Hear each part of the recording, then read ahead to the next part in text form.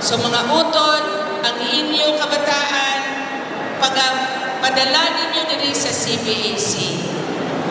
Kagkahibalo bala kamo nga kung kamo makapadala kag maka-refer sa mga estudyante nga mga eskwela diri, magahatag kami sang 500 pesos each for its reference.